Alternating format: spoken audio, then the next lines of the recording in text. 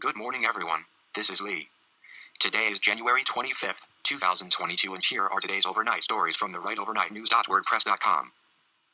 Devin Nunes gave an interview with Maria Bartiromo, and he spoke about how the press should have 300 people investigating stories such as Hunter Biden's laptop. He also spoke about how the Ukraine situation is simply because President Biden is so weak. Really worth taking a look at on rawstory.com. The Gateway Pundit has a very good investigation into the people behind the Patriot Front. Apparently a young guy named Thomas Ryan Rousseau founded the organization, and he is something of a wannabe neo-Nazi. There has been a lot of speculation about who this group really was, and what they were after, and if they might be even a false flag organization, meaning that perhaps somebody on the left was making a show to create confusion or accentuate the idea of neo-Nazis running loose. And now we found out that they are actual neo-Nazis. Go figure.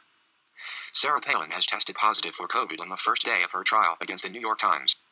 This trial has been coming for quite a long time, where she sued the NYTimes because they claim she was partially responsible for Gabby Gifford shooting due to the use of crosshairs in some flyers her organization put out ahead of the Gifford shooting. It will be a tough trial for Palin to win, especially since it is taking place in New York City. Already the judge has made a derogatory quip about Palin not being vaccinated, saying, "Of course she's not." The Pentagon has made ready 8,500 troops on alert for possible deployment because of Ukraine. They don't say there is any target is in mind, but it's part of the rapid response force of NATO. Zero Hedge has a report about a study done in Brazil showing that ivermectin actually works. The study was well done under good condition, so I think this report should have some effect on the current narrative of organizations like CNBC and CNN. California state legislature Democrats have introduced a bill for 12-year-olds and older to get vaccinated without parental consent. This seems a bit silly in my opinion, because it seems like these Democrats are just making annoying and outrageous laws that certainly will be thrown out. An F-35 stealth fighter has crashed on a U.S. carrier in the South China Sea, and 7 people were injured and the jet recovered from the sea. The interesting part about the story is that the Chinese state media came out with a comment saying, "Well, the U.S. we should not be there in the first place." President Biden made a phone call directly to a Fox News reporter to clear the air. This was because the president was heard to say, "Stupid son of a bitch," under his breath, and perhaps one of his advisors said he should call the reporter to apologize. But the president did not apologize. He only wanted to clear the air, and it was nothing personal.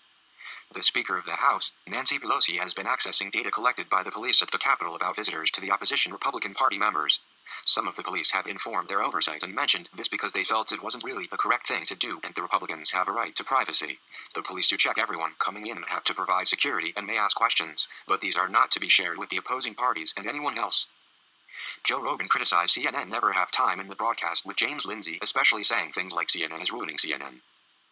This podcast was very interesting in my opinion because the guest gave an explanation of the recent trend to support the sexualizing of young students in schools as a way to separate them from their parents and other authority figures based on communist doctrine, among others.